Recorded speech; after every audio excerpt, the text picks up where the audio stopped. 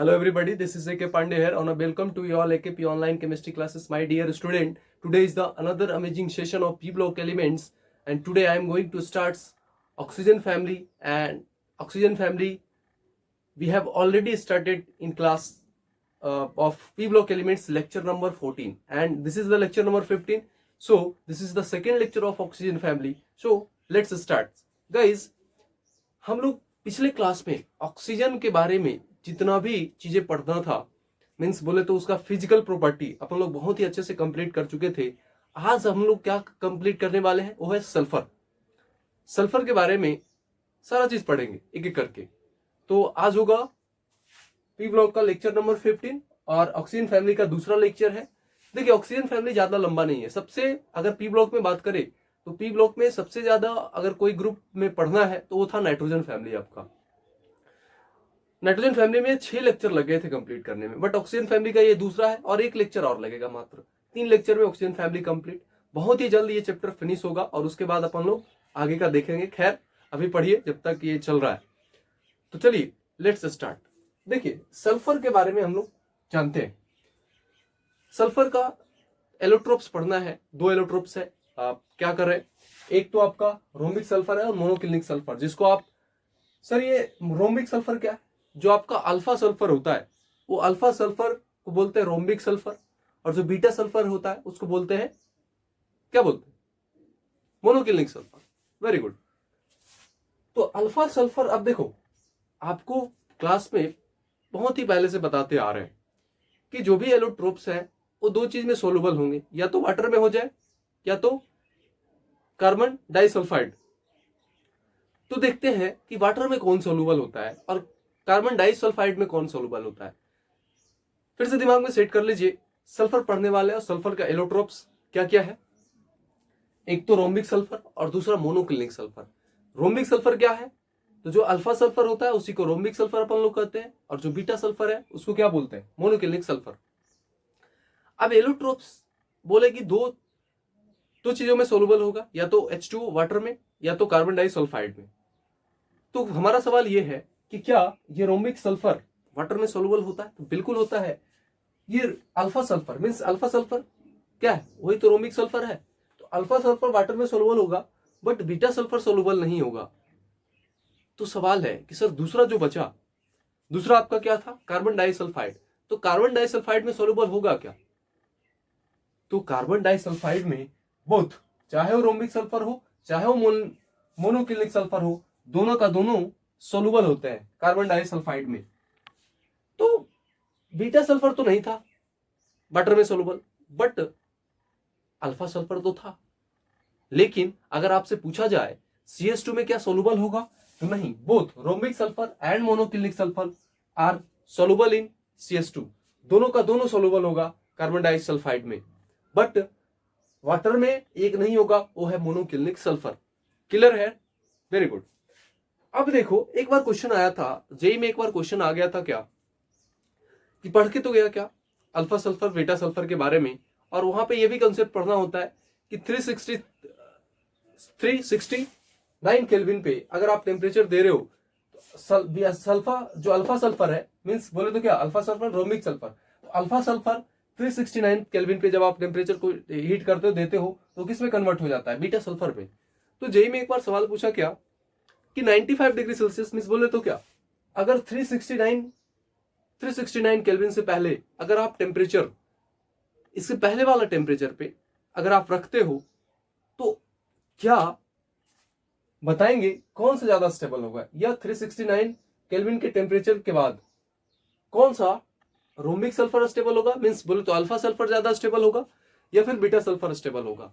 तो देखो जब देखा तो 369 केल्विन से पहले वाला जो टेम्परेचर था, बिफोर 369 केल्विन, तो अल्फा सल्फर आपको क्या हो रहा था, मोर स्टेबल।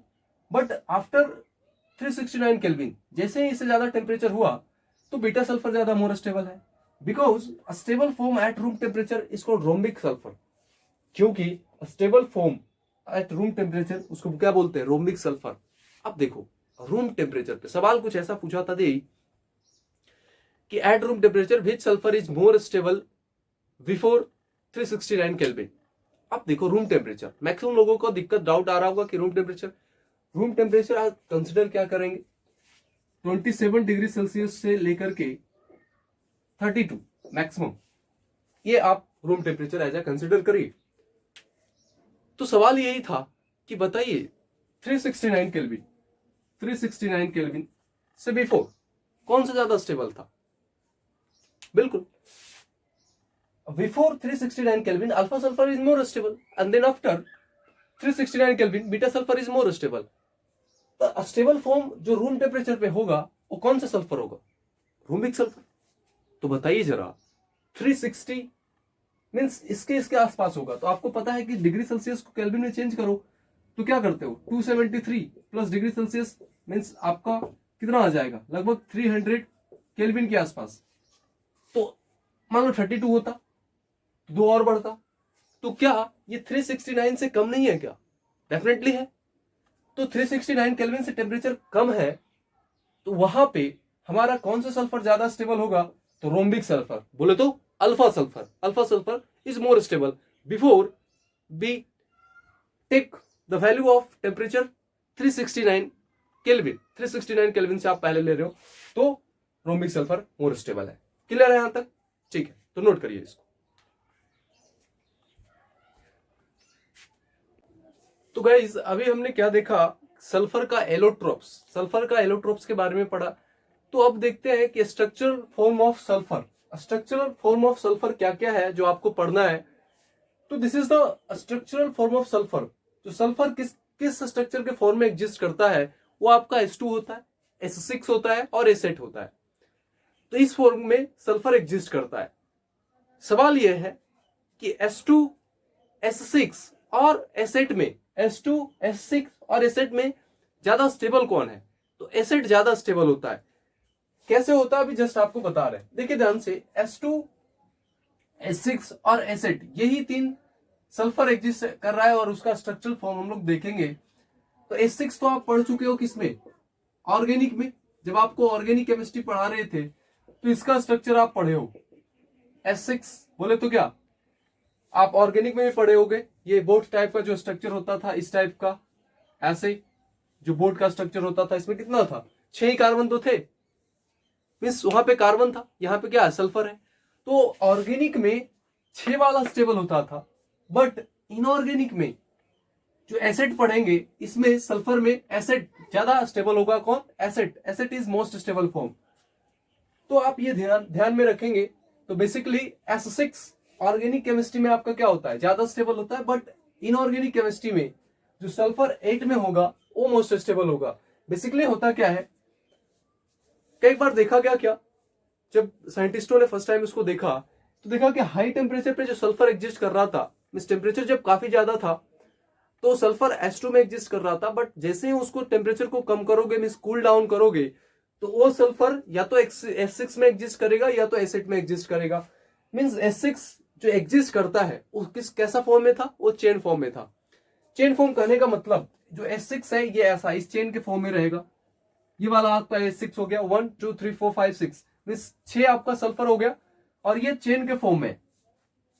तो जब हाई टेम्परेचर पे हुआ तो सल्फर आपका S2 में एग्जिस्ट कर रहा है। अगर उसका स्ट्रक्चरल फॉर्म की बात करें तो हाई टेम्परेचर पे सल्फर S2 में एग्जिस्ट कर रहा है, और टेम्परेचर कूल डाउन या टेम्परेचर को हमने लो किया तो S6 या S8 में वो एग्जिस्ट करेगा। बट अगर हम S6 की बात करें तो S6 का स्ट्रक्चर कैसा है, कैसा बनाओगे, तो उसका चेन स्ट्रक्चर हो रहा है। अब आते हैं अपन लोग एसिड।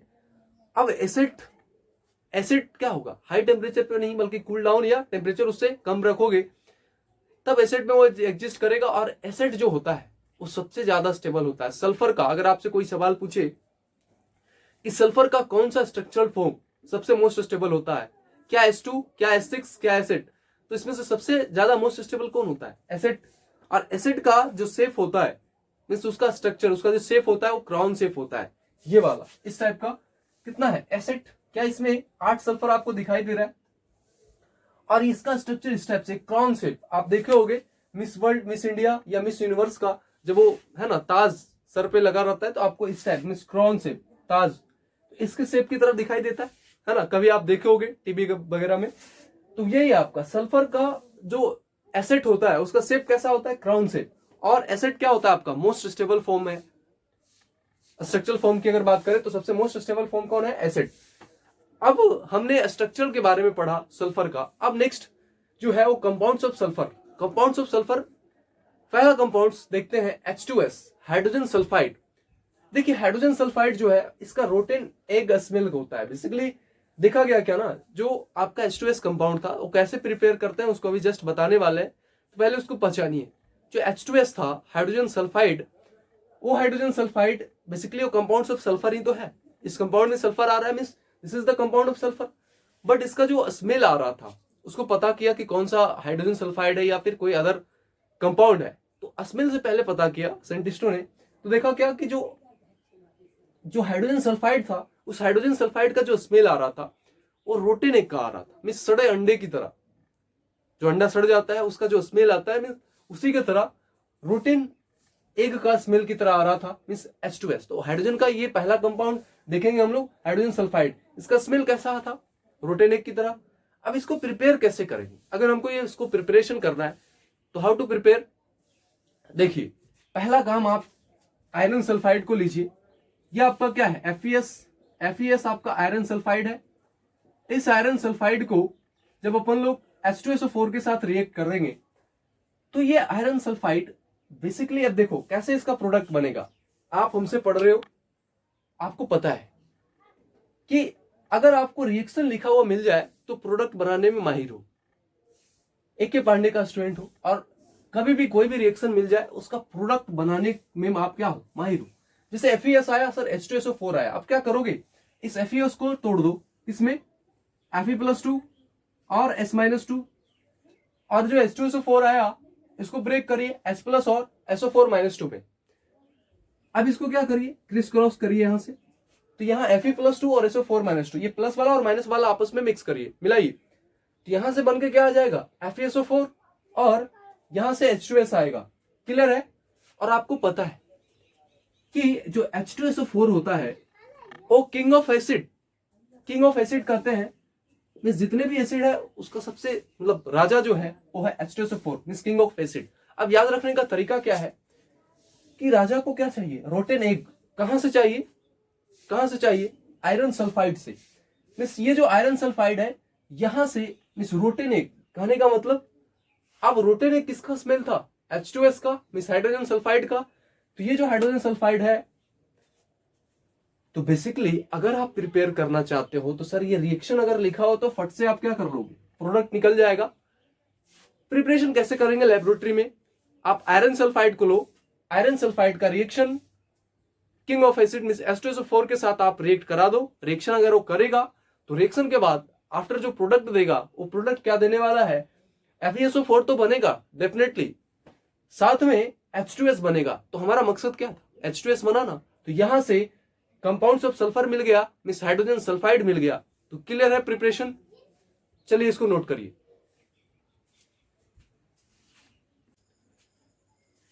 तो गाइस अभी अपन लोग क्या देखे कि सर हमारा तो कंपाउंड्स ऑफ सल्फर पढ़ रहे थे, तो उसमें से हमने क्या कंप्लीट किया कि H2S मींस हाइड्रोजन सल्फाइड। तो हाइड्रोजन सल्फाइड कैसे बनता है ये तो हमने देखा, हाइड्रोजन सल्फाइड को प्रिपरेशन कर लिया। अब जब प्रिपरेशन हो गया हाइड्रोजन सल्फाइड, तो क्या अब उसको जब आप इन्वायरमेंट में ले जाओगे मींस वहां O2 रहेगा, ऑक्सीजन रहेगा, ऑक्सीजन का प्रेजेंस होगा। तो अब क्या करना है कि लगे हाथ अगर अपन लोग कंबसन रिएक्शन पढ़ ले तो ज्यादा मजेदार चीज हो जाएगा, मींस समझ में आएगा। कंबसन रिएक्शन बेसिकली क्या था कि ऑक्सीजन के साथ, ऑक्सीजन के प्रेजेंस में आप क्या करिए, उसको हीट करिए, मींस उसको जलाइए। तो यहाँ पे जो H2S बना था, अगर आप उसको O2 के साथ रिएक्शन कराओगे, हीट करोगे, तो क्या बनेगा, H2O प्लस SO2। कैसे बनेगा सर, रट ले क्या, नहीं, आप हमारे स्टूडेंट हो AK पांडे सर का, आपको रट्टा नहीं मारना है। देखिए क्या होगा बेसिकली, आपको जब पढ़ा रहे थे कंबसन रिएक्शन बहुत तो बार इस चैप्टर में आया है। तो जैसे मान लो CH4 कंबसन रिएक्शन यानी कि क्या है, इस कार्बन को, इस CH4 को आप O2 के प्रेजेंस में जलाइए। तब आप क्या करते थे कि उस कंपाउंड में जो मेन एलिमेंट है, तो मेन एलिमेंट क्या है, कार्बन, तो उस मेन एलिमेंट का क्या कर देते थे आप, ऑक्साइड बना लेते थे, और साथ में क्या करते थे, वाटर निकाल देते थे, साथ में वाटर भी बनता था। तो यहां से CH4O2 के साथ रिएक्ट किया तो CO2 प्लस H2। तो ये भी तो एक कम्बसन रिएक्शन है। तो कम्बसन रिएक्शन में मेन कॉन्सेप्ट की चीज क्या है, क्या सीखने को आता है कि उस कंपाउंड में जो मेन एलिमेंट है यहाँ पे कार्बन है, तो जब O2 के साथ मींस ऑक्सीजन के प्रेजेंस में जब आप उसको जला रहे हो तो उस मेन कंपाउंड का ऑक्साइड बनाएगा, यानी कि कार्बन का ऑक्साइड कार्बन डाइऑक्साइड बनाया और प्लस क्या H2। तो उसी टाइप से अगर इसी कॉन्सेप्ट से आप यहाँ पे सोचिए तो हमारे पास क्या है, हाइड्रोजन सल्फाइड है H2S। तो H2S में मेन एलिमेंट कौन है, सल्फर। तो सल्फर का आप क्या बना दो, ऑक्साइड, इन सल्फर डाइऑक्साइड SO2।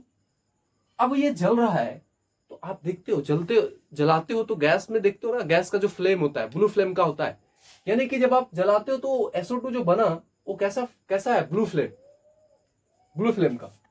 तो यहां से जो निकल के आया एक मजेदार चीज, यहां तक क्लियर है सभी को।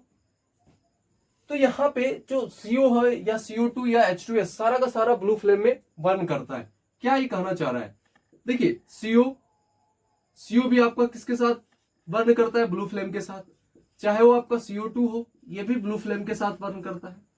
चाहे आपका H2S हो, ये भी आपका ब्लू फ्लेम के साथ बर्न करता है। लेकिन मजेदार बात यह है यहां से, अगर कोई न्यूट्रल ऑक्साइड है तो जितना भी न्यूट्रल ऑक्साइड होगा उस न्यूट्रल ऑक्साइड से वो क्या देगा, गिव्स ब्लू फ्लेम। अगर ये एसिडिक है, एसिडिक ऑक्साइड, अगर कोई एसिडिक ऑक्साइड का कंपाउंड है और वो ब्लू फ्लेम के साथ जल रहा है तो वहां से आपको CO2 मिलेगा। ध्यान से सुनना, जब न्यूट्रल ऑक्साइड में अगर वो ब्लू फ्लेम के साथ बर्न कर रहा है तो वहां से आपको CO मिलेगा। जब वो एसिडिक ऑक्साइड है और वो एसिडिक ऑक्साइड का कंपाउंड अगर ब्लू फ्लेम के साथ बर्न कर रहा है तो यहां से CO2 मिल जाएगा।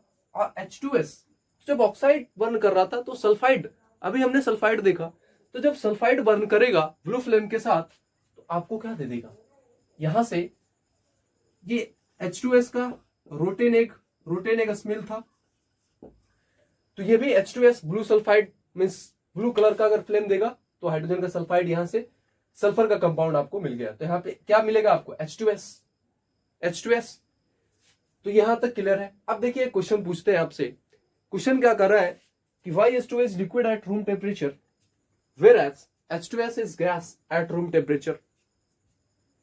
देखिए रूम टेम्परेचर पे लिक्विड, रूम टेम्परेचर जो मान लो आप जहां रह रहे हो वहां का टेम्परेचर क्या है, तो as a room temperature standard जो कंसिडर किया जाता है 27 डिग्री से 32 डिग्री के आसपास। तो रूम टेम्परेचर पे कह रहा है कि H2O लिक्विड है, बट H2S जो है वो गैस में एग्जिस्ट कर रहा है, ऐसा क्यों, आपसे सवाल ये पूछा है। देखो बेसिकली होता क्या है कि आपको पता है कि इस H2O में बेसिकली क्या है, H2O में हाइड्रोजन बॉन्डिंग है, H2O में हाइड्रोजन बॉन्डिंग का कॉन्सेप्ट। तो गाइस H2O में क्या होता है, आपका हाइड्रोजन बॉन्डिंग होता है। आपको बताया है केमिकल बॉन्डिंग में काफी डिटेल में हमने पढ़ा है कि हाइड्रोजन बॉन्डिंग अगर पहचानना हो तो AH-B टाइप का मॉलिक्यूल होता है। हाइड्रोजन बॉन्डिंग किसमें होता है, AH और B टाइप का मॉलिक्यूल होता है, जिसमें A क्या होना चाहिए, FON में से कोई एक होना चाहिए और B FON में से कोई एक होना चाहिए, उसमें हाइड्रोजन बॉन्डिंग होगा। तो यहां से हमको ये तो कंफर्म हो गया कि H2O में सर हाइड्रोजन बॉन्डिंग होगा, बट H2S में तो हाइड्रोजन बॉन्डिंग नहीं होगा। अब देखो हमसे सवाल ये पूछा है कि H2O लिक्विड होगा रूम टेम्परेचर पे, जबकि H2S गैस होगा रूम टेम्परेचर पे। देखो आपको पता है कि अगर सॉलिड होगा क्या होगा, अगर वो सॉलिड होगा तो सॉलिड में पता है कि जो अट्रैक्शन होते हैं मॉलिक्यूल्स के बीच में वो काफी ज्यादा होते हैं, बहुत ही ज्यादा। इस टाइप से मॉलिक्यूल्स काफी जो होंगे वो पास में होंगे अगर वो सॉलिड होगा। तो अगर वही गैस होगा तो पहले चलिए लिक्विड लेते हैं, सॉलिड में काफी पास होंगे, लिक्विड में इसके बीच का म्यूचुअल अट्रैक्शन मींस मॉलिक्यूल्स के बीच का फोर्स ऑफ अट्रैक्शन जो होंगे वो सॉलिड के कंपेयर में थोड़ा कम होंगे, लेकिन अट्रैक्शन तो होगा, इसमें भी अट्रैक्शन होगा, लेकिन सॉलिड के कंपेयर में काफी बोले तो सॉलिड के कंपेयर में कम होंगे। बट जैसे ही आप गैस में आओगे बच्चा, तो गैस का मॉलिक्यूल्स काफी दूर होते हैं, एक यहाँ है तो यहाँ इस काफी दूर होंगे। तो लिक्विड से अगर लिक्विड और सॉलिड में कंपेयर करें तो molecular force of attraction, gas में मॉलिक्यूल्स काफी दूर दूर होते हैं, इसके वजह से उसके बीच में फोर्स ऑफ अट्रैक्शन काफी कम लगता है, जिसकी वजह से आपका जो गैस होगा उसमें फोर्स ऑफ अट्रैक्शन कम होगा। तो यहाँ पे हाइड्रोजन बॉन्डिंग है, यानी कि हाइड्रोजन बॉन्डिंग है तो अब क्या होगा, अट्रैक्शन होगा ना, अट्रैक्शन होगा इसके बीच में। तो अट्रैक्शन होगा तो बताओ रूम टेम्परेचर पे अब H2O लिक्विड के फॉर्म में एग्जिस्ट करेगा कि नहीं करेगा। और H2S में हाइड्रोजन बॉन्डिंग नहीं है, मींस अट्रैक्शन नहीं है, अट्रैक्शन कम है। जब अट्रैक्शन कम है तो यानी कि अब ये H2S क्या होगा, गैस में होगा। अट्रैक्शन, सबसे कम अट्रैक्शन किस में होगा, गैस में होता है। तो चलिए नेक्स्ट टॉपिक आते हैं। सवाल इससे भी पूछ सकता है आपसे कि रिड्यूसिंग नेचर ऑफ H2S, हम लोग क्या पढ़ रहे हैं, कंपाउंड्स ऑफ सल्फर पढ़ रहे हैं, कंपाउंड्स सल्फर में हाइड्रोजन सल्फाइड पढ़ रहे हैं। तो यहाँ पे H2S जो है उसका रिड्यूसिंग नेचर कैसा होगा, रिड्यूसिंग नेचर ऑफ H2S देखते हैं। देखो H2S जो है जब आप डिकम्पोज करते हो, जब H2S जब टूटेगा तो किस में टूटेगा, H2 प्लस H2 में टूटेगा, मीन्स हाइड्रोजन में टूटेगा, डिकम्पोज करके हाइड्रोजन देगा, एंड हेंस वो हाइड्रोजन रिड्यूसिंग एजेंट की तरह काम करता है। सर हमको समझ में नहीं आ रहा है कि क्या करें, ये कैसे कर रहा है। आपको कल ही तो बताया है, पिछले क्लास में आपको क्या बताए थे, जैसे हमारे पास O3 था तो इस ओजोन को कैसे डिकम्पोज कर रहे थे, ये ओजोन डिकम्पोज हो रहा था O2 प्लस, साथ में नेसेंट ऑक्सीजन दे रहा था। और ये वाला नेसेंट ऑक्सीजन जो दे रहा था वो नेसेंट ऑक्सीजन किसका काम कर रहा था, ऑक्सीडाइजिंग एजेंट की तरह। तो यहाँ पे जब H2S डिकम्पोज कर रहा है तो H2 प्लस H2 तो बन रहा है, साथ में H2 तो बन रहा है, साथ में H2 भी बन रहा है। तो ये हाइड्रोजन जो है ये अब किसकी तरह यहाँ पे काम करेगा, यहाँ रिड्यूसिंग एजेंट की तरह काम करेगा, यहाँ पे रिड्यूसिंग एजेंट की तरह काम कर रहा है। ठीक है, तो रिड्यूसिंग एजेंट की तरह काम करेगा जहां भी H2 आएगा, H2S में जब डिकम्पोज करेगा तो।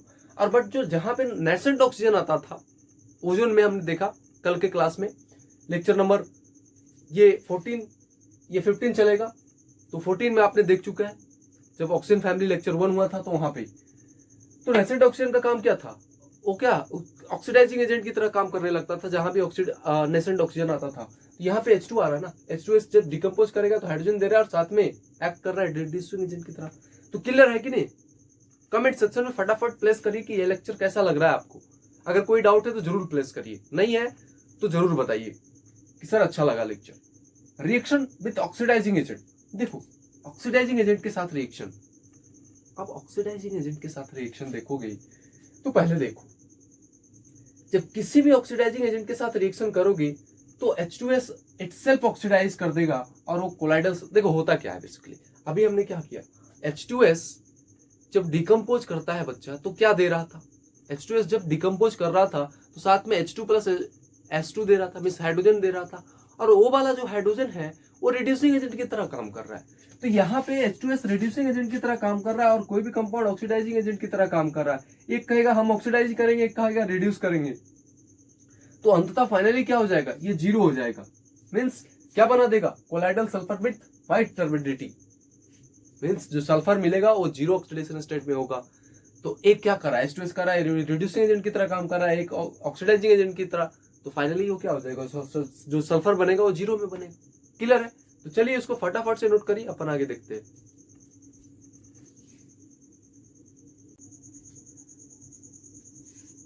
तो गाइस जो अब पढ़ेंगे हम लोग वो है reduction reaction of H2S। H2S आपको पता है, अभी हमने जस्ट देखा कि H2S किसकी तरह काम करता है, एक रिड्यूसिंग एजेंट की तरह। तो रिड्यूसिंग एजेंट की तरह काम करता है। एजेंट का मतलब क्या होता है, वो दूसरों का काम करेगा। जैसे मान लो वो रिड्यूसिंग एजेंट कर रहे हैं तो क्या होगा ना, खुद ऑक्सीडाइज होगा पर दूसरे को क्या करेगा, रिड्यूस करेगा। जैसे होता है ना LIC वाले क्या करते हैं, खुद का नहीं बल्कि दूसरों का LIC करवाते हैं। जैसे बोलते हैं ना IC जो टिकट करता है वो दूसरे का टिकट करता है, तो LIC वाले दूसरे का LIC करते हैं।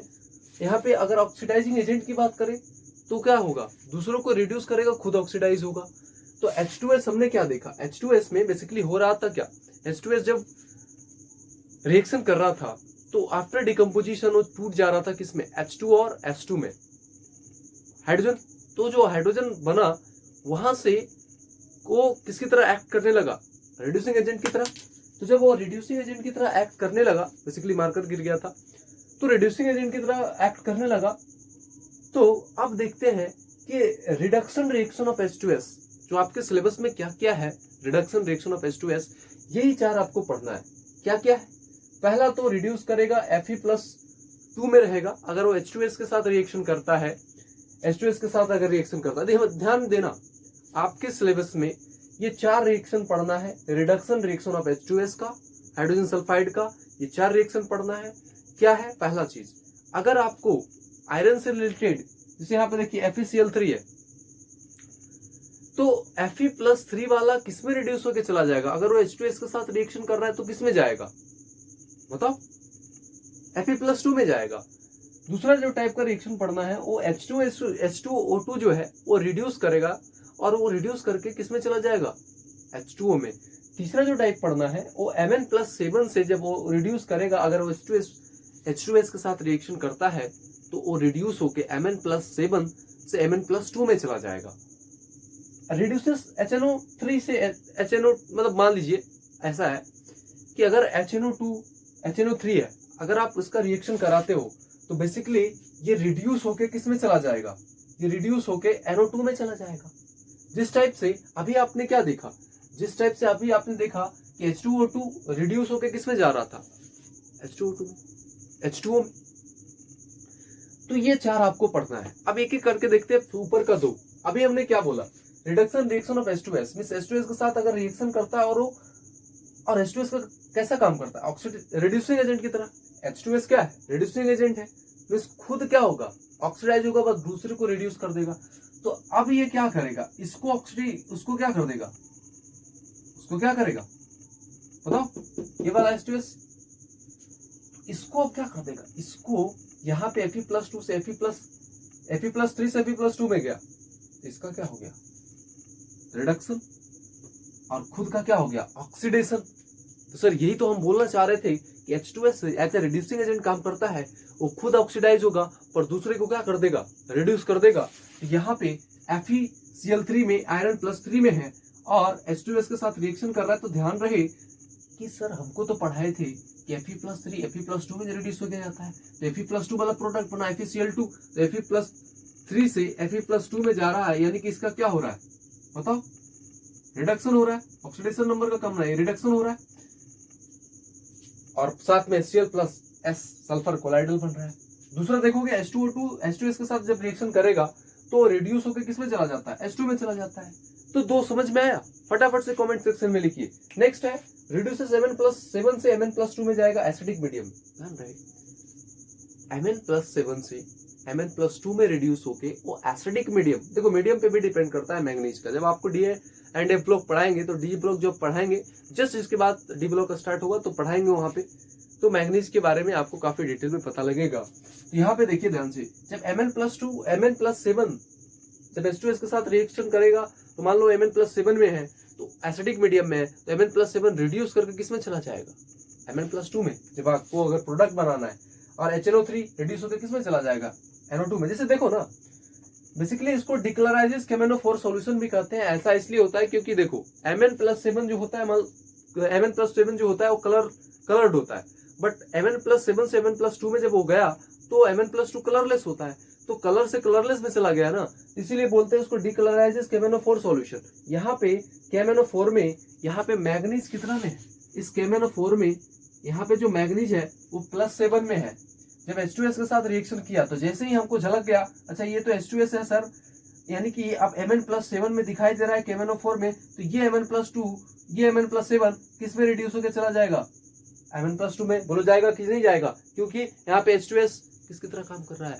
रिड्यूसिंग एजेंट की तरह। तो खुद तो ऑक्सीडाइज होगा, दूसरे को क्या कर देगा? रिड्यूस कर देगा, यानी कि अब Mn+7 किस में चला जाएगा? Mn+2 में। बोलो आया कि नहीं आया समझ में? नेक्स्ट है HNO3। अभी आपको जस्ट क्या बोले, HNO3 reduces HNO3 to NO2।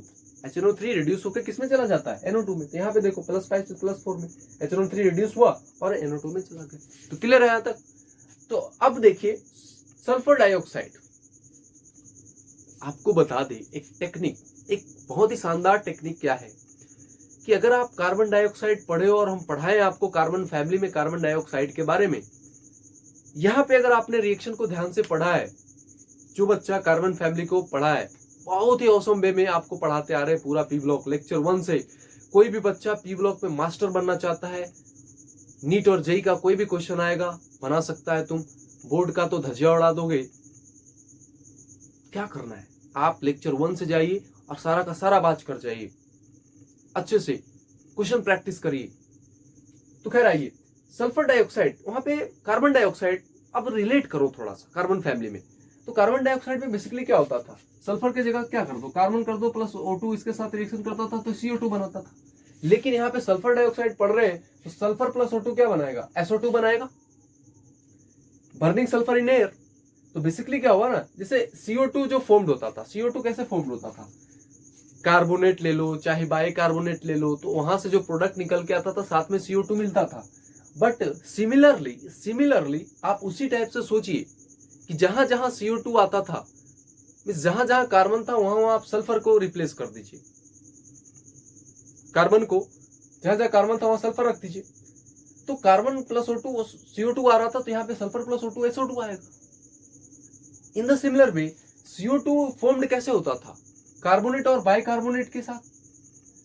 तो इसी टाइप से अगर आपको सल्फेट रहेगा तो क्या होगा, सल्फाइड प्लस बाइसल्फाइड के साथ SO2 आपका फॉर्म हो जाएगा। जैसे देखो reaction of acid with sulphide और बाइसल्फाइड, जैसे यहाँ पे देखो NO2SO3, और यहाँ पे जब वो रिएक्ट करेगा HCl के साथ, एसिड के साथ, तो क्या बना था NaCl plus H2 plus SO2। अगर यहीं पे NO2CO3 रहता, सोडियम कार्बोनेट और सोडियम बाइकार्बोनेट रहता, उसको हम एसिड के साथ रिएक्शन कराते तो NaCl H2O तो उसमें भी आता, कार्बन डाइऑक्साइड वाले में भी। बट अगर वो सोडियम का कार्बोनेट होता, जैसे NO2CO3 होता, NO2CO3 अगर होता और HCl के साथ रिएक्शन कराते तो क्या बनता प्रोडक्ट, NaCl बनता प्लस H2O बनता, और प्लस यहाँ पे कार्बोनेट है, मीन्स सल्फर के जगह आप क्या रखोगे, मीन्स CO2 बन जाएगा। तो यहाँ पे CO2 बनेगा बट यहाँ पे SO2 बनेगा। तो वहां पे कार्बन का कार्बोनेट्स और बाइकार्बोनेट्स के साथ जब एसिड का रिएक्शन कराते थे तो वहां पे CO2 गैस बनता था, CO2 बनता था। यहाँ पे SO2 कब बनेगा, SO2 कब मिलेगा आपको, जब उसी का रिएक्शन मींस किसका, सल्फाइड और बाइसल्फाइड का रिएक्शन एसिड के साथ कराओगे। तो बस आपको क्या करना है, बस सिंपल सा लास्ट कॉन्सेप्ट क्या है, जहां जहां आप कार्बन वाले रिएक्शन में पढ़े थे कार्बन डाइऑक्साइड में, बस कार्बन की जगह सल्फर रखिए, बस सल्फर का भी वही हुआ, सल्फर डाइऑक्साइड का भी प्रोडक्ट अगर आपको लिखने आ रहा है तो उसी टाइप से आप लिख दीजिए। तो क्लियर है, चलिए नोट करिए इसको। तो गाइस अब अपन लोग नेक्स्ट टाइप ऑफ क्वेश्चन आपसे जो पूछ सकता है वो हाइब्रिडाइजेशन और शेप पे पूछेगा। सल्फर डाइऑक्साइड अपन लोग पढ़ रहे हैं तो देखिए, आपको जब VSCPR थ्योरी, VSCPR पढ़ा रहे थे बॉन्डिंग में, केमिकल बॉन्डिंग जो चैप्टर पढ़ा रहे थे, वहां पे शानदार हाइब्रिडाइजेशन निकालने का ट्रिक बताए थे। 99% क्वेश्चन में इससे हाइब्रिडाइजेशन निकल जाता था, 1% जो बचता था उसको आप स्ट्रक्चर से निकाल लेते थे, bond pair plus lone pair करके, वहां से आप हाइब्रिडाइजेशन निकाल लिया करते थे स्ट्रक्चर ड्रॉ करके। और ये भी शानदार तरीका था हाइब्रिडाइजेशन निकालने का, और ये आपको केमिकल बॉन्डिंग में करा चुके हैं, तो जाके वहां पे रिवाइज करिए। देखिए हाइब्रिडाइजेशन एंड शेप SO2 का निकालिए हाइब्रिडाइजेशन। क्या ट्रिक बताए थे आपको, शानदार ट्रिक बताए थे, बड़ा ही शानदार ट्रिक था। वैलेंस बॉन्ड जो VSCPR में आपको बताए थे और केमिकल बॉन्डिंग में ये ट्रिक, शानदार ट्रिक बताए थे। वैलेंस इलेक्ट्रॉन आप काउंट करिए, सल्फर में 6 होता है, एक ऑक्सीजन पे 6 वैलेंस इलेक्ट्रॉन, तो 2 पे मल्टीप्लाइड बाय 2 कर दे, टोटल 18 आया। अब क्या करते हैं, इस 18 को आप डिवाइड करते हुए, डिवाइड करने के बाद जो क्वोशिएंट बच के आया, ये इधर वाला का 2, फिर 2 बचा तो 2 को और से डिवाइड कर दो, जब तक डिवाइड करते रहो तब तक कि रिमाइंडर आपका 0 ना बच जाए। तो यहाँ पे 3 आया, इसका मतलब 3 आया, इसका मतलब क्या, हाइब्रिडाइजेशन आपका sp2 हो गया। और जब हाइब्रिडाइजेशन sp2 हो गया तो हमको पता लग गया कि एंगुलर या बेंट शेप, कैसा शेप होता है इसका, एंगुलर या बेंट शेप, वहां से हमको पता लग जाएगा शेप। ठीक है, ज्योमेट्री 7। अब देखिए प्रॉपर्टीज ऑफ SO2। अब सवाल है कि SO2 का क्या क्या प्रॉपर्टीज है। तो प्रॉपर्टीज ऑफ SO2 में सबसे पहले जानेंगे कि इसका स्मेल पंजेंट स्मेल का होता है। पंजेंट एज द सेंस बोले तो मीन्स हिंदी में अगर बात करें तो काफी तीखा सुगंध होता है इसका, बोलते हैं ना कि इसका या काफी तीखा सुगंध आ रहा है, मीन्स अब उसको क्या मतलब वर्ड में क्या एक्सप्रेस करे, समझ में आ रहा होगा, फील कर पा रहे हो, समझ क्लियर है, फील कर पा रहे हो ना सारे बच्चे, बताइए हमको कमेंट सेक्शन में।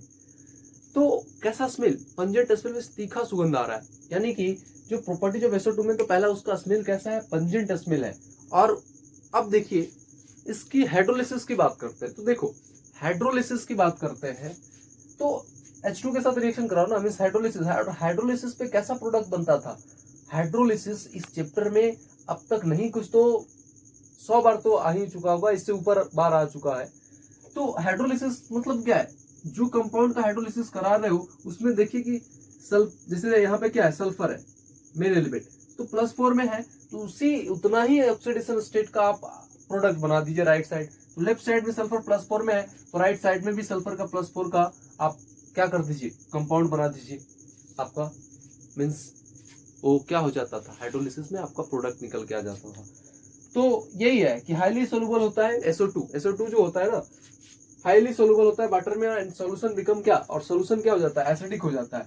क्या करते हो, जब आप SO2 को पास करते हो थ्रू लाइम वाटर सॉल्यूशन, वो मिल्की हो जाता है। देखो SO2 यार याद आ रहा है, जब CO2 को इसके साथ पास करते थे तो क्या बनता था, यहाँ पे कैल्शियम कार्बोनेट बनता, बट यहाँ पे सल्फर है, तो यहाँ पे क्या बनेगा, कैल्शियम का सल्फेट बनेगा, और ये मिल्की होगा +H2, क्लियर है ना। अगर यहाँ पे हम आपको पढ़ा है ना कार्बन फैमिली में कार्बन डाइऑक्साइड, तो वहां पे जो रिएक्शन होता था उसी टाइप से अब यहाँ पे सोचना है। तो कार्बन डाइऑक्साइड अगर आप एक्सेस में लेते थे, तो क्या बन जाता था बताओ, और CaOH कैल्शियम हाइड्रोक्साइड के साथ जब रिएक्ट करता तो एक्सेस में लेते थे तो क्या बन जाता था, कार्बन का मतलब बाई कार्बोनेट्स बन जाता था, बाई कार्बोनेट्स। तो यहाँ पे सल्फर है तो क्या बनेगा, बाई सल्फेट नहीं बनेगा क्या, किसका बाई सल्फेट, कैल्शियम का बाई सल्फेट, बोलो बनेगा कि नहीं बनेगा, तो कैल्शियम का बाई सल्फेट बन जाएगा, क्लियर है। रिड्यूसिंग नेचर ऑफ SO2 का रिड्यूसिंग नेचर, अब देखो SO2 का रिड्यूसिंग नेचर कहने का मतलब आपको सल्फर का मोस्ट ऑफ द कंपाउंड आपके सिलेबस में जितना भी कंपाउंड मिलेगा वो रिड्यूसिंग नेचर सल्फर शो करेगा आपका। यहाँ पे reducing nature of SO2 means reducing nature होता है उसका, कहने का मतलब क्या, खुद तो ऑक्सीडाइज हो जाएगा बट वो दूसरों को क्या कर देगा, रिड्यूस कर देगा। जैसे यहाँ पे देखो SO2 +4 में है तो वो रिड्यूसिंग नेचर शो करेगा, तो यानी कि +4 से किस में जाएगा, +6 में जाएगा, तो उसका खुद का ऑक्सीडेशन होगा। बट अदर के साथ जब वो रिएक्ट करेगा तो दूसरों को क्या कर देगा, वो रिड्यूस क्या करेगा, दूसरे को रिड्यूस कर देगा और अपने खुद ऑक्सीडाइज हो जाएगा। जैसे यहाँ पे देखो ना, अभी +3 में है, SO2 +4 में है, ये प्लस, अब इसको क्या करेगा, अब इसका काम, इसका तो खुद का ऑक्सीडेशन हो जाएगा। यहाँ पे देखोगे तो +6 में चला गया सल्फर +4 से, बट अब SO2 जो है वो रिड्यूसिंग नेचर शो करता है, रिड्यूसिंग नेचर ऑफ SO2, तो अब क्या कर देगा, ये +3 को +2 में कर देगा, इसका क्या कर देगा, रिडक्शन, मीन्स अब इसका रिडक्शन हो जाएगा क्योंकि SO2 रिड्यूसिंग नेचर शो कर रहा है। यहाँ पे KMnO4 है SO2, यहाँ पे KMnO4, यहाँ पे मैंगनीज +7 में है तो अब +2 में जा रहा है, क्या है, रिड्यूसिंग नेचर शो कर रहा है। यहाँ पे देखो +6 से +3 में जा रहा है, SO2 क्या शो कर रहा है, रिड्यूसिंग नेचर शो कर रहा है। यहाँ पे SO2 यहाँ भी क्या शो कर रहा है, +5 से 0 में जा रहा है, यहाँ भी SO2 क्या, कौन सा नेचर शो कर रहा है, रिड्यूसिंग नेचर शो कर रहा है। बोलो शो कर रहा है कि नहीं कर रहा, यहाँ तक क्लियर है, कोई डाउट नहीं है। तो चलिए आगे अपन लोग बढ़ते हैं, तो इसको नोट करिए फटाफट से। तो गाइस अभी अपन लोगों ने सल्फर डाइऑक्साइड देखा, SO2 और SO3। अब देखते हैं इसमें और मजेदार सवाल क्या पूछ सकता है एग्जामिनर आपसे।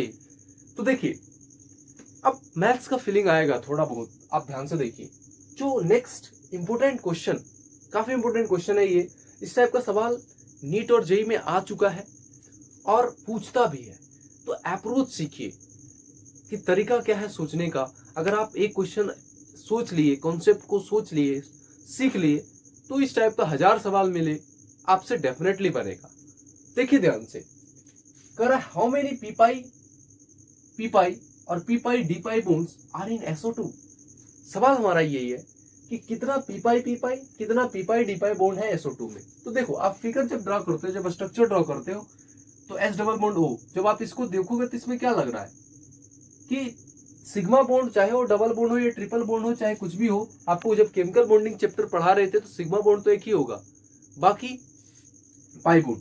तो यहाँ पे कितना है, 2 सिग्मा बॉन्ड है और 2 क्या है, 2 पाई बॉन्ड है। ठीक है सर, केमिकल बॉन्डिंग चैप्टर आपको बता दे, केमिकल बॉन्डिंग चैप्टर पूरे इनऑर्गेनिक केमिस्ट्री का वो बैकबोन है। जैसे शरीर आपका, आप कैसे खड़ा हो, मस्त से टाइट से पूरा एकदम परफेक्ट फिट हो, अगर पीछे का बैकबोन टूट जाए, रीढ़ का हड्डी जिसको बोल रहे हो वो, तो आप खड़ा ही नहीं हो पाओगे, आप कुछ कर ही नहीं पाओगे। केमिकल बॉन्डिंग चैप्टर बहुत ही मजेदार वे में कराया गया है, जाइए पढ़िए, रिवाइज करिए उसको, बहुत ही शानदार वे में। बिना केमिकल बॉन्डिंग का कुछ नहीं होने वाला। तो देखिए केमिकल बॉन्डिंग से आपको पता लग गया कि इसमें 2 सिग्मा 2 पाई है। अब देखो आपसे कह रहा है कि पी पाई और p pi d pi bonds कितना है। सर इसमें सल्फर और ऑक्सीजन है। आपको पता है कि ऑक्सीजन तो क्या है, ऑक्सीजन है, ऑक्सीजन सेकेंड पीरियड का है, सेकेंड पीरियड का है एलिमेंट। इसमें सिर्फ क्या होगा, पी होगा, पी ऑर्बिटल आएगा। बट सल्फर तो थर्ड पीरियड का एलिमेंट है, इसमें पी भी होगा और डी भी होगा, एस तो दोनों में होगा। अब देखिए ध्यान से, मजे की बात यहाँ पे निकल के ये आ रहा है कि सल्फर का पहला काम, जब इस टाइप का क्वेश्चन आए तो आप क्या करिए, सबसे पहले तो आप स्ट्रक्चर तो खींच ही सकते हो और वहां से पता करो कितना सिग्मा कितना पाई होगा। लेकिन सवाल हमारा ये नहीं है कि कितना सिग्मा होगा कितना पाई बॉन्ड होगा, सवाल ये कतई नहीं पूछा है। सवाल ये पूछा है कि इसमें कितना पी पाई और कितना P pi d pi bonds है। कैसे पता करो, पता करने के लिए आप क्या करिए, सल्फर का आप इलेक्ट्रॉनिक कॉन्फ़िगरेशन लिखिए। लिखने आता है, बेसिक से 11th क्लास में आपको पढ़ा चुके हैं। 1:2 2:2 2p6 3:2 3p4 कितना है 60। देखिए हो गया 60 बिल्कुल। अब उसको क्या करिए ना, आप ऑर्बिटल डायग्राम बनाइए। ऑर्बिटल डायग्राम बनाओगे तो क्या है, इसमें s है, p है और देखो 1s है, 2s है और 3s है। 3s में 3p भी होगा और 3d भी होता है। 3d नहीं आ रहा है लेकिन 3d तो वैकेंट है ना यहाँ पे, क्योंकि सल्फर थर्ड पीरियड का एलिमेंट है तो थर्ड पीरियड का है। देखो अब हमको जरूरत क्या है, जब आप ऑर्बिटल डायग्राम खींचते हो तो उसमें भरना क्या है, बॉन्डिंग में पार्टिसिपेट। आपको केमिकल बॉन्डिंग चैप्टर में अपन लोग बहुत ही अच्छे शानदार वे में करा चुके हैं कि बॉन्डिंग में पार्टिसिपेट कौन करता है, आउटर मोस्ट इलेक्ट्रॉन, मीन्स जो वैलेंस इलेक्ट्रॉन होते हैं। तो हमारा नजर कहाँ रहेगा, हमारा फोकस कहाँ रहेगा, वैलेंस इलेक्ट्रॉन पे, वैलेंस इलेक्ट्रॉन पे। ताकि क्यों ऐसा, क्यों ऐसे कैसे मान ले सर, वैलेंस इलेक्ट्रॉन पे ही फोकस रहेगा, क्योंकि वैलेंस इलेक्ट्रॉन ही तो बॉन्डिंग में पार्टिसिपेट करता है, वही तो बॉन्डिंग में पार्टिसिपेट करता है, उसी से तो बॉन्ड बनता है। तो यहां से आउटर मोस्ट क्या आ रहा है, 3s 3p और 3d भी होगा। जब 3 है तो थर्ड पीरियड में, तो थर्ड पीरियड में 3s होगा, 3p होगा, 3d होगा।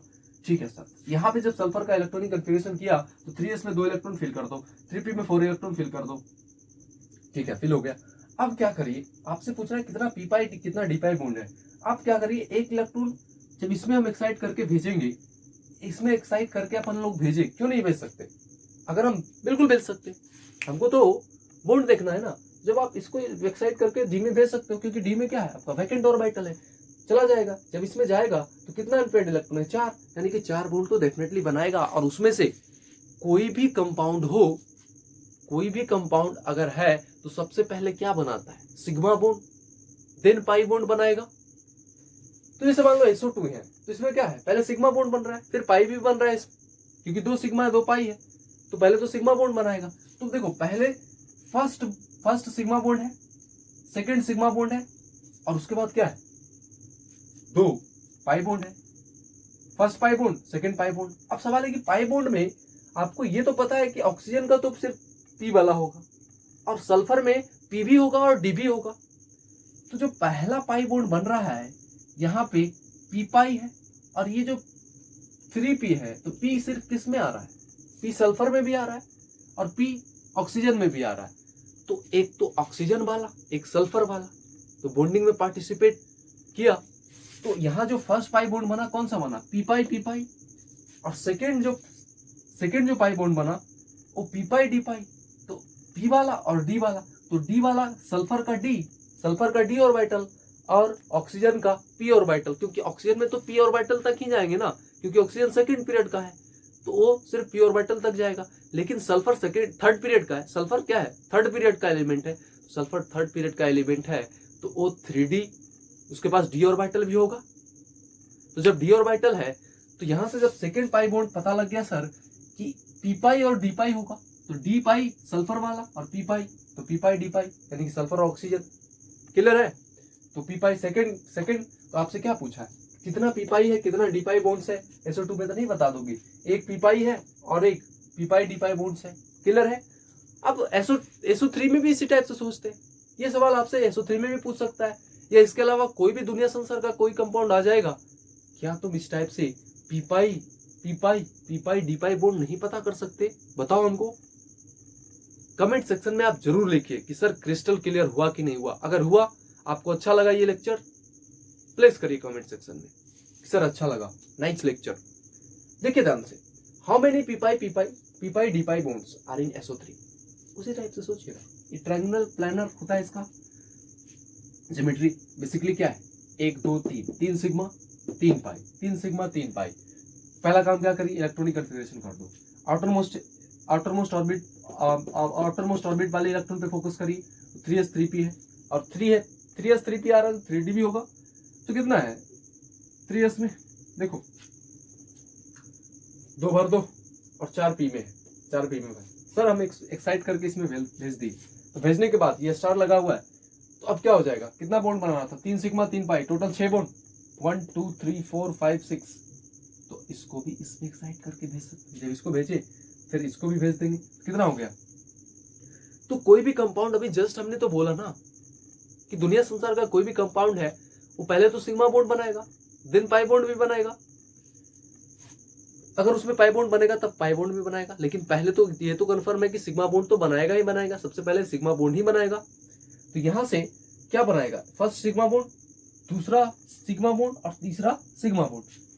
अब देखो, और 3 इसमें क्या है, पाई बॉन्ड भी है, तो यहां से फर्स्ट पाई बॉन्ड, तो फर्स्ट पाई बॉन्ड में क्या आ रहा है, ये 2p वाला ऑर्बिटल है ना, ये किसका है, ये जो ऑर्बिटल है ये क्या है, ये ऑर्बिटल, ध्यान से देखिए, ये ऑर्बिटल किसका है, एक तो 3s 3p और ये क्या 3d, तो p वाला ऑर्बिटल, ऑक्सीजन क्या है, ऑक्सीजन सेकेंड पीरियड का है, मीन्स उसमें p ऑर्बिटल है, और सल्फर थर्ड पीरियड का एलिमेंट है, इसमें d ऑर्बिटल भी है, तो p पाई डी पाई होगा, फर्स्ट पाई बॉन्ड क्या हो जाएगा, p पाई डी पाई, इसमें क्या हो जाएगा, सेकेंड p पाई डी पाई, और थर्ड क्या हो जाएगा, p पाई डी पाई। तो हमारा सवाल क्या था, हाउ मेनी p पाई और d pi bond are in SO3, तो p पाई बॉन्ड कितना है, p पाई बॉन्ड 1 है, और p पाई डी पाई बॉन्ड कितना है, 2 है, तो p पाई डी पाई बॉन्ड इसमें 2 है SO3 में, और p पाई बॉन्ड कितना है, 1 है। कैसे है, अगर इस टाइप का सवाल दुनिया संसार का कोई सवाल डाल देगा तो क्या आपसे नहीं पता कर सकते इसमें कितना p पाई और कितना p पाई डी पाई बॉन्ड है, बन जाएगा। वेरी गुड, तो चलिए इसको नोट करिए। तो माय डियर स्टूडेंट्स, कई बार क्वेश्चन, जैसे कि हमने क्या देखा था, जब आपको व्हाइट फॉस्फोरस, जब आपको नाइट्रोजन फैमिली पढ़ा रहे थे तो वहां पे P4O10 आ रहा था, P4O6 आ रहा था, जैसे P4O10 P4O6 वगैरह आ रहा था, तो उसका स्ट्रक्चर भी अपन लोग देखे थे, उसके बारे में भी देखे थे। तो आप सल्फर पढ़ रहे हैं तो यहाँ पे कई बार रेयर क्वेश्चन आता है, डेफिनेटली आ जाता है क्वेश्चन, जैसे मान लो H3O9 में इसका स्ट्रक्चर तो पहले ड्रा करो, जब स्ट्रक्चर ड्रॉ करोगे या फिर ऑक्सी एसिड ऑफ सल्फर से बहुत सारे सवाल पूछे जाते हैं। अगर देखो स्ट्रक्चर पता होने से बेनिफिट क्या है ना, उसमें पता कर सकते हो कि उसमें किसी पार्टिकुलर एलिमेंट पे कितना लोन पेयर है, उसमें कितना बॉन्ड पेयर है, सिग्मा बॉन्ड, पाई बॉन्ड, सारा चीज आप पता कर सकते हो, कितना लोन पेयर है ऑक्सीजन पे, कितने ऑक्सीजन है इसमें जो डबल बॉन्डेड है, कितने कोऑर्डिनेट कर रहा है, सल्फर के पास कितने चार्जेज हैं, ये वगैरह वगैरह आप पता कर सकते हो। तो देखिए, अगर हमको स्ट्रक्चर ड्रॉ करना है किसका, स्ट्रक्चर ऑफ H3O9 का, तो स्ट्रक्चर ऑफ H3O9 का स्ट्रक्चर ड्रॉ करना है तो क्या करिए, कितना है 3 सल्फर। 3 सल्फर को आप इस टाइप से अरेंज कर लो, ठीक है सर, एक ट्रायंगल की तरह 3 सल्फर को आप अरेंज कर लिए। उसके बाद क्या करिए, बीच में आप ऑक्सीजन को जोड़ दीजिए, इस 2 सल्फर के बीच में ऐसे, इस 2 सल्फर के बीच में ऐसे। कितना ऑक्सीजन हमारा अब तक हो गया, 1 2 3, 3 ऑक्सीजन हो गया, 3 सल्फर हो गया।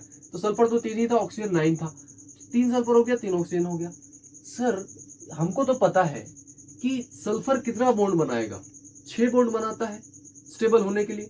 तो 6 बॉन्ड बनाएगा तो डबल बॉन्ड ऑक्सीजन स्टेबल होने के लिए कितना बॉन्ड बनाता है, 2 बॉन्ड। तो ऑक्सीजन भी अपना स्टेबल हो गया, सल्फर भी स्टेबल हो गया, तो 2 यहां लगा दो, 2 यहां लगा दो, 2 यहां लगा दो, 2 यहां लगा दो। अब जरा देखो 1 2 3 4 5 6 7 8 9 ऑक्सीजन आपका हो गया। और साथ में मजे की बात यह आ रहा है कि सल्फर कितना बॉन्ड हो गया, 1 2 और 2 2 4 3 6, सल्फर का भी 6 बॉन्ड हो गया, ऑक्सीजन का भी 2 बॉन्ड हो गया, इस वाले ऑक्सीजन का भी 2 बॉन्ड हो गया। तो यहाँ पे सल्फर का भी 6 बॉन्ड, सल्फर भी स्टेबल, ऑक्सीजन का भी 2 बॉन्ड। तो स्ट्रक्चर अगर आपको ड्रॉ करना है तो किस टाइप से आप ड्रॉ करोगे, 3 ट्रायंगल की तरह सल्फर को अरेंज करती है, इसके बीच में ऑक्सीजन ले लो और double bond oxygen, double bond oxygen. क्यों, क्योंकि सल्फर 6 बॉन्ड बना सकता है, 6 बॉन्ड तक। क्लियर है। तो इसका हम बड़ा डिटेल में जो स्ट्रक्चर है वो बड़ा करके आपको यहाँ पे बताया गया है। देखिए ये वाला स्ट्रक्चर जो हम आपको ड्रॉ करके बताए, क्लियर है ना, यहां तक क्लियर है सभी को। अब नेक्स्ट है oxy acids of sulphur. Oxy acid क्या होता है बता चुके हैं। अब oxy acids of sulphur means जो सल्फर का सल्फ्यूरिक एसिड जैसे हो गया, जैसे मान लो ऑक्सी एसिड्स ऑफ सल्फर क्या क्या पढ़ना है आपके सिलेबस में, तो एक तो अस वाला, एक इक वाला। तो जैसे सल्फ्यूरिक एसिड, सल्फ्यूरस एसिड, तो इक और अस कब लगेगा, सल्फ्यूरिक एसिड पे। सल्फ्यूरिक एसिड में सल्फर क्या है, +6, मतलब अपने हाईएस्ट ऑक्सीडेशन स्टेट में है तो इक वाले एसिड, और लोएस्ट ऑक्सीडेशन स्टेट में है तो अस वाला। मींस तो 2 पढ़ना है, 2 ऑक्सी एसिड सल्फर का पढ़ना है, एक क्या है सल्फ्यूरिक एसिड और दूसरा सल्फ्यूरस एसिड। तो ये दोनों को पढ़ते हैं अपन लोग। ऑक्सी एसिड्स ऑफ सल्फर में और भी पढ़ना है, ऐसा नहीं कि इतना ही, पायरोसल्फ्यूरिक एसिड, हाइपोसल्फ्यूरिक एसिड। तो अगर आपको ये दोनों आता है ना, तो पायरोसल्फ्यूरिक एसिड के लिए हमको पता है ट्रिक, IIM का टॉपर। और जब वो हाइपर हो जाए मींस हाइपोसल्फ्यूरिक, तो उसको क्या दे दो, पेरोक्साइड दे दो। ट्रिक पता है ना, ट्रिक याद है दिमाग में।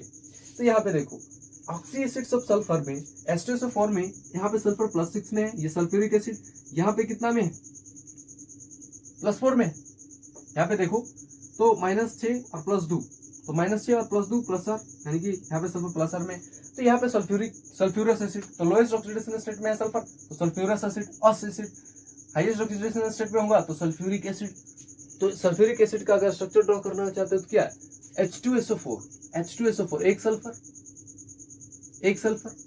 अब कितना ऑक्सीजन है, 4 ऑक्सीजन, H2SO4, H2SO4। तो 2 ऑक्सीजन सर पता है ऐसे ऐसे OH और 2 सल्फर 6 बॉन्ड बनाता है, तो 2 4 6 बॉन्ड हो गया अभी, और ऑक्सीजन का भी 2 बॉन्ड अपना बन गया इधर OH। तो ये क्या हो गया आपका सल्फ्यूरिक एसिड का, ये आपका स्ट्रक्चर हो गया। स्ट्रक्चर ड्रा करने आ गया सभी को, बोलिए आ गया, वेरी गुड। तो ये सल्फ्यूरिक एसिड था, नो लोन पेयर। इसमें लोन पेयर होगा क्या, जब सल्फर 6 बॉन्ड बनाता है तो 6 बॉन्ड बना ही लिया, तो अब काहे को लोन पेयर, इस पे लोन पेयर नहीं होगा। और लोन पेयर और ना ही इसमें क्या है, सल्फर और सल्फर के बीच में कोई लिंकेज है, क्योंकि एक ही सल्फर है, नो सल्फर का लिंकेज है H2SO4 में। अब देखो, अब पायरोसल्फ्यूरिक एसिड, तो सल्फ्यूरिक एसिड दिमाग में आना चाहिए, पायरो हैपो, इससे डरना कतई नहीं है, क्योंकि आप हमारे स्टूडेंट हो और आपको एकदम 0 से लेकर के सुपर एडवांस लेवल तक का पढ़ाई देते हैं। इतना अमेजिंग लेक्चर चल रहा है, तो शेयर करते रहिए अपने दोस्तों को, है ना। तो पायरोसल्फ्यूरिक एसिड है, इसका मतलब क्या, सल्फ्यूरिक एसिड। तो पहले सल्फ्यूरिक एसिड का 2 मॉलिक्यूल ले लो और उसमें से H2 निकाल दो। आपको बताया ना, ट्रिक क्या बताए थे, IIM का टॉपर, IIM का टॉपर मींस II का मतलब क्या, 1 1, तो 2, तो 2 मॉलिक्यूल्स ले लो, 2 मॉलिक्यूल में क्या कर दो, एक वाटर का एक मॉलिक्यूल निकाल दो, यहां से जो मिलेगा वो क्या मिलेगा, पायरोसल्फ्यूरिक एसिड। तो कहने का मतलब पायरोसल्फ्यूरिक एसिड अगर आपको इसका स्ट्रक्चर बनाना है तो आप क्या करोगे, फर्स्ट काम आप क्या करिए, सल्फ्यूरिक एसिड को होल ट्वाइस करिए, वहां से H2O निकालिए, तो क्या मिल जाएगा आपको, H2H2O7। बेसिकली क्या कर रहे हैं, दो सल्फ्यूरिक एसिड का डायग्राम आप बनाओ, वहां से आप H2O मॉलिक्यूल बाहर निकाल दो, उसके बाद जो डायग्राम आएगा वही क्या आएगा आपका, वही क्या आएगा आपका बताओ, वही आपको पायरोसल्फ्यूरिक एसिड का स्ट्रक्चर मिल जाएगा। क्लियर है, यहां से H2O निकाल दो। अब हाइपोसल्फ्यूरिक एसिड निकालना है, तो हाइपोसल्फ्यूरिक एसिड में क्या करते हो, सल्फ्यूरिक एसिड का दो मॉलिक्यूल्स लिया हमने, ठीक है सर, यहां से आप अब हाइपो हाइपो हाइपो पढ़ रहे हैं हाइपर, अब हाइपर हो गया तो क्या करते हैं, परऑक्साइड दे दो उसको, मींस H2O2, वहां से क्या कर दो, निकाल दो, H2O2 का एक मॉलिक्यूल्स निकालोगे तो क्या बनेगा, H2H2O6। तो अगर हम सल्फ्यूरिक एसिड का दो मॉलिक्यूल्स का स्ट्रक्चर आप ड्रॉ करो, दो मॉलिक्यूल्स का सर स्ट्रक्चर ड्रॉ कर दिया हमने, क्या करिए, अगर आप H2O निकालते हो, एक मोल H2O निकालते हो, एक H2O निकालते हो, एक मॉलिक्यूल से H2O निकालते हो, वहां से एक मॉलिक्यूल से अगर H2O निकालते हो, तब वहां पे क्या मिलता है आपको, पायरोसल्फ्यूरिक एसिड। अगर उसी सल्फ्यूरिक एसिड को 2 टाइम्स मल्टीप्लाई करिए, मींस दो मॉलिक्यूल्स सल्फ्यूरिक एसिड में से अगर एक मॉलिक्यूल्स H2O2 को आप निकालते हो, तो वहां से आपको क्या मिलता है, हाइपोसल्फ्यूरिक एसिड, तो ये मिल जाता है। यहां तक क्लियर है, तो चलिए इसको नोट करिए फटाफट से। तो गाइस अभी हमने क्या देखा कि ऑक्सीएसिड ऑफ सल्फर देख रहे थे, तो ऑक्सीएसिड ऑफ सल्फर में क्या है, दो तरह का पढ़ेंगे, एक इक वाला और एक अस वाला। तो इक वाला तो अपन लोग कंप्लीट कर चुके हैं, अब आते हैं अस वाला, मींस सल्फ्यूरस एसिड। तो सल्फ्यूरस एसिड होता क्या है, देखो sulphurous acid H3, sulphurous acid जो होता है H2SO3, ये आपका क्या है, ये आपका सल्फ्यूरस एसिड है, ये आपका सल्फ्यूरस एसिड है। अब इसका स्ट्रक्चर ड्रॉ करना है तो क्या करिए, एक सल्फर है, ठीक है सर, अब एक सल्फर है और एक oxygen, H double bond O बना दिया, अब बचा क्या, क्या बचा, इसके बाद H2 और O2 बचा, यानी कि अगर हम एक OH इधर डाल दे और एक OH इधर डाल दे तो कितना हो गया, सल्फर 4 बॉन्ड बना लिया और एक इसके पास लोन पेयर बच जाएगा। तो ये स्ट्रक्चर ड्रॉ करने का तरीका है, ये सल्फ्यूरस एसिड स्ट्रक्चर ड्रॉ करने का तरीका आपको केमिकल बॉन्डिंग जब चैप्टर पढ़ाया है तो जाइए पढ़िए, उसको रिवाइज करिए केमिकल बॉन्डिंग चैप्टर को, क्योंकि वहां पे लुईस डॉट स्ट्रक्चर से स्ट्रक्चर बनाने सीखे थे।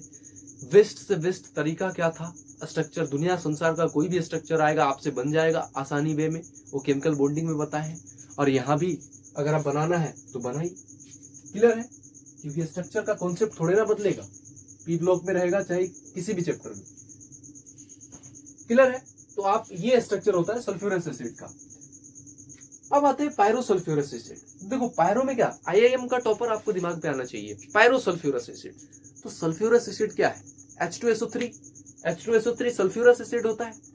अब पायरोसल्फ्यूरस एसिड आपको बनाना है तो क्या करिए, उस सल्फ्यूरस एसिड को 2 से मल्टीप्लाई कर दो, मल्टीप्लाइड बाई 2, और वहां से एक मॉलिक्यूल H2O का निकाल दो, बाद बाकी जो बचेगा वही आपका क्या होगा, पायरोसल्फ्यूरस एसिड।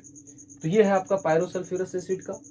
अब देखिए पायरोसल्फ्यूरस एसिड में अगर आप स्ट्रक्चर ड्रॉ करना चाहते हो तो देखो 2 सल्फर है, कितना सल्फर है, 2 सल्फर है। आप क्या करोगे, इस टाइप से एक सल्फर लोगे, डबल बॉन्ड O कर दोगे, बचा क्या, बचा क्या, अभी कितने ऑक्सीजन, इसमें देखो 2 हाइड्रोजन था 3 ऑक्सीजन था, इसमें अब देखो 2 हाइड्रोजन है और ऑक्सीजन ज्यादा है, तो आपको इस टाइप से अरेंज करना पड़ेगा, O और फिर H, ठीक है, O फिर H और एक सल्फर कोऑर्डिनेट कर देगा इसको, तो ये बन गया स्ट्रक्चर। क्लियर है, बोलिए क्लियर है कि नहीं है, clear, very good very good. देखिए अब आते हैं हाइपोफॉस्फोरस एसिड, फॉस्फोरस लिखा गया है, ये फॉस्फोरस नहीं, और एक्चुअली मिस्टेक हुआ है यहाँ पे, क्योंकि फॉस्फोरस तो नाइट्रोजन फैमिली में पढ़ना है, नाइट्रोजन फॉस्फोरस, तो फॉस्फोरस ऑलरेडी पढ़ा चुके हैं आपको, तो यहाँ पे फॉस्फोरस नहीं होगा बच्चा, क्या होगा, ध्यान से देखना, सल्फ्यूरस, क्योंकि सल्फ्यूरस एसिड पढ़ने वाले थे, हाइपोसल्फ्यूरस एसिड,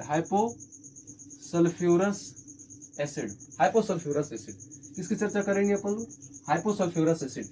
हाइपोसल्फ्यूरस एसिड में क्या होगा, मान लो एक साहब का क्या है सल्फ्यूरस एसिड, या फिर सल्फ्यूरस एसिड को 2 से मल्टीप्लाई कर दो, जो आएगा उसमें से एक मॉलिक्यूल्स हाइपर मीन्स हाइपर हो जाता है। हाइपर को क्या करते हैं, पेरोक्साइड दे देते थे, मीन्स H2O2 दे देते थे, तो वहां से H2O2 क्या करें, फिर से आओ सर, हमको बनाना है क्या, हाइपोसल्फ्यूरस एसिड का स्ट्रक्चर या हाइपोसल्फ्यूरस एसिड का फॉर्मूला क्या होता है। अगर वो जानना है तो आपको पता होना चाहिए कि सर सबसे पहले सल्फ्यूरस एसिड क्या होता है। सल्फ्यूरस एसिड क्या होता है, H2SO3। अब H2SO3 को 2 टाइम्स मल्टीप्लाई कर दो तो क्या आ जाएगा, 2 टाइम्स मल्टीप्लाई करोगे तो H4H2O6 आएगा, ठीक है। अब जो आया वहां से H2O2 को हटा दो, एक मॉलिक्यूल्स H2O2 को वहां से हटा दो। जब हटाओगे तो क्या मिलेगा, H2O4, ये क्या कहलाता है, हाइपोसल्फ्यूरस एसिड। अब इसका स्ट्रक्चर बनाओगे तो देख लो ये वाला स्ट्रक्चर होता है। तो that's all for today guys.